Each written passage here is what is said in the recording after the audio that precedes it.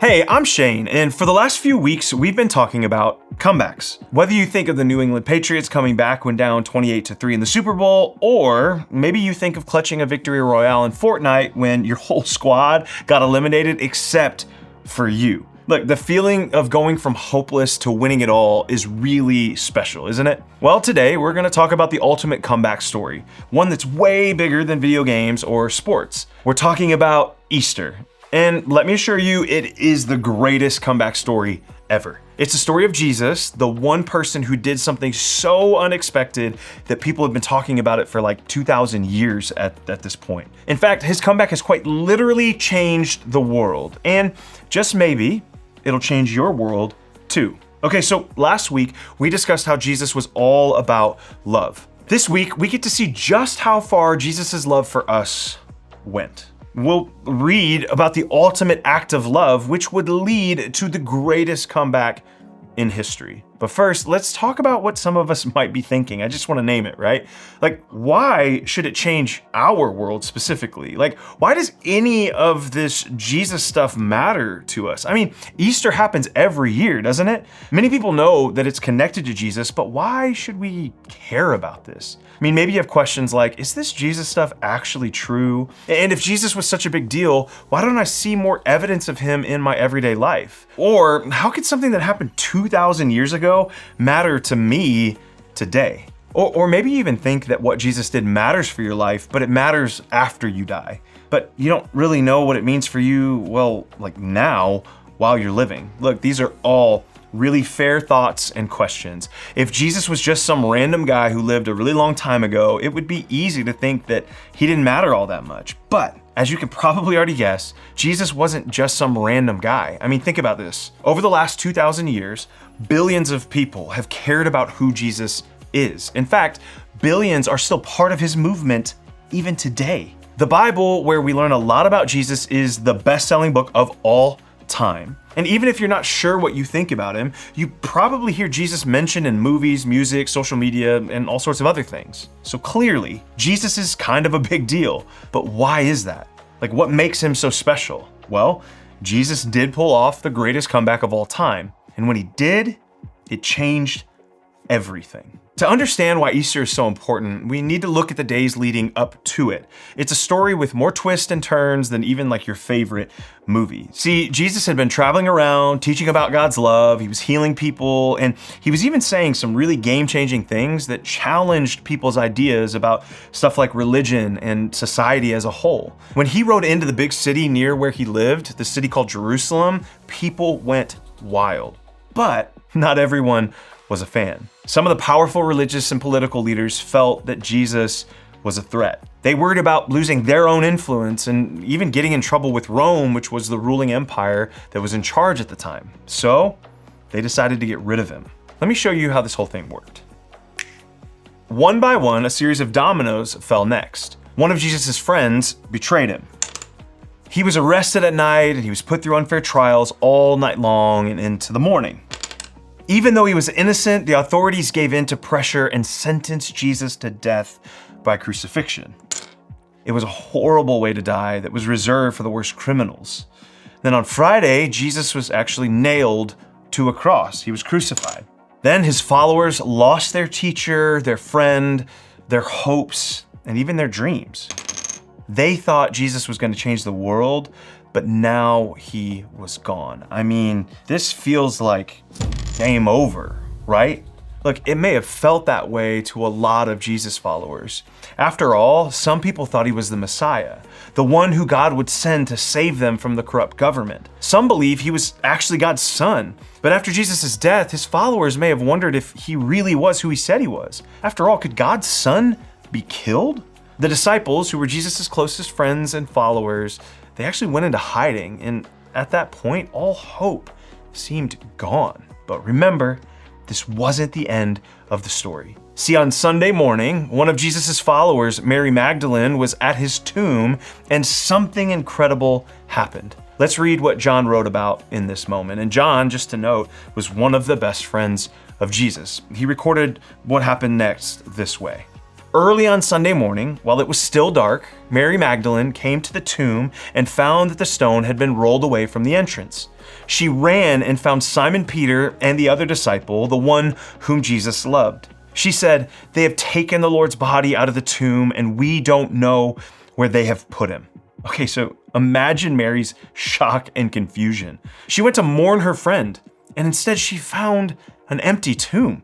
Her first thought probably wasn't, "Oh, he's alive." But instead, she had to be thinking, someone took him. And later, Mary went back to the tomb and saw two angels. Yeah, this story is incredible. They asked her why she was crying, and she explained that she had thought people had taken Jesus away. But then something wilder than even seeing angels happened, if you can believe that. She turned to leave and saw someone standing there. It was Jesus.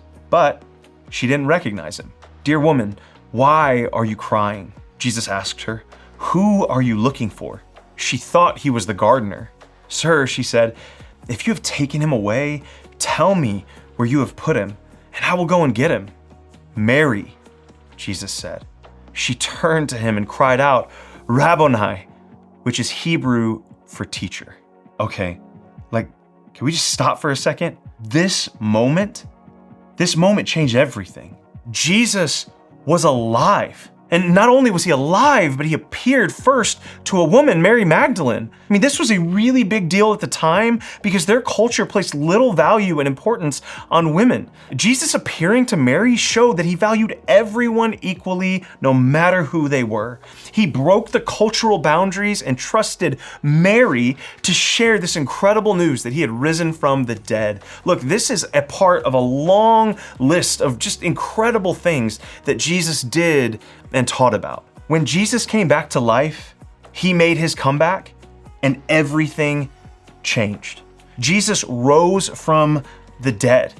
And in doing so, he validated everything he ever said or did. He really was who he said he was, God's son, the one everyone was waiting for. He proved that when he came back to life. His resurrection, it actually proved that his love for all people was real. That forgiveness is possible, that God's kingdom is here, and that we can have real hope. His teachings were worth following because he even had power over death. Talk about a comeback. Jesus' death was not an accident, and it definitely wasn't a surprise. Jesus died on purpose to show people what sacrificial love looked like, to show that God would stop at nothing to have a relationship with us. Jesus' death and resurrection show that he is worth trusting and that we can experience our own comebacks through following him. When they thought it was all over, Jesus proved exactly who he was. Okay, now let's go back to the beginning of this series for a second. We looked at this story where Jesus showed up to two sisters, Mary and Martha, after their brother had died. Jesus told Martha, "I am the resurrection and the life. Anyone who believes in me will live even after dying." And now Jesus proved that all of that was true. He didn't just talk about this. He didn't just talk the talk, he lived it.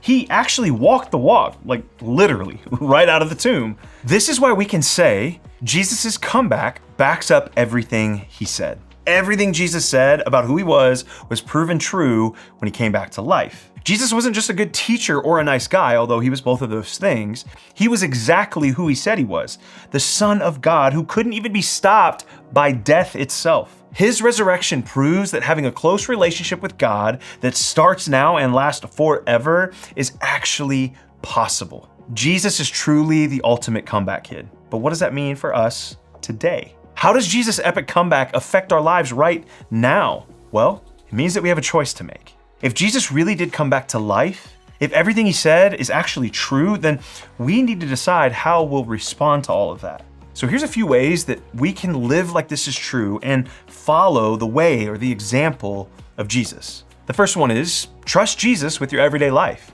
Look, if Jesus has power over death, he certainly has the power to help you with whatever you're going through. Whether that's being worried about a test or worried about your family's future, you can talk to Jesus about it. He's alive and he cares about every part of your life. So if you've already made the decision to trust Jesus, I encourage you to keep taking steps that make that relationship stronger. Or if you haven't decided to trust Jesus, but you want to, your small group is a great place to talk about that more today. And if you haven't figured out exactly what you think, my challenge to you is to learn more. As you get to know who Jesus is, you might just discover that trusting him will change your life in incredible ways. Okay, the next step you can take is to live with hope. Even when things look bad, remember that Jesus came back from the dead. That means that no situation is hopeless. You might be going through a tough time, but it's not the end of your story. Just like Jesus had his comeback, you can have yours too. And then finally, treat others with love. Look, Jesus showed incredible love by dying for us and then coming back to offer us full life and really a totally new way of living our lives. A way of living that loves others in the same way that he loved us. One that's full of hope and of joy. A new way of living in community with people who care for one another. I mean, this can look all sorts of ways. This can look like sitting with a new kid at school or speaking kindly even to people who are mean. It could even look like being willing to listen to people that we disagree with. Following Jesus is a journey. It is. That's just the truth. It's about taking small steps every day to live more like him. You might mess up. I know I do all the time. But the good news is his love and forgiveness are always there. That's the power of his comeback. It also gives us the chance for a comeback too. So here we are. It's Easter. It's more than just how we dress up and celebrate. It's about the greatest comeback story ever told. Jesus, who died on the cross, didn't stay dead. And that proved that everything he did and said while alive was true. Jesus' comeback backs up everything he said. And the best part, this comeback story is an invitation for all of us. It's an invitation to a new life, a fresh start, a chance to be a part of something bigger than ourselves. Now, as we wrap up, I want you to consider this. What if Jesus' comeback story could be your comeback story too? What if you could have a fresh start? Because that's exactly what Jesus offers. Jesus' comeback backs up everything he said, and that changes everything for us. Okay, when you head to groups, I want you to think about your answer to this question. What does Jesus' comeback mean for your own life?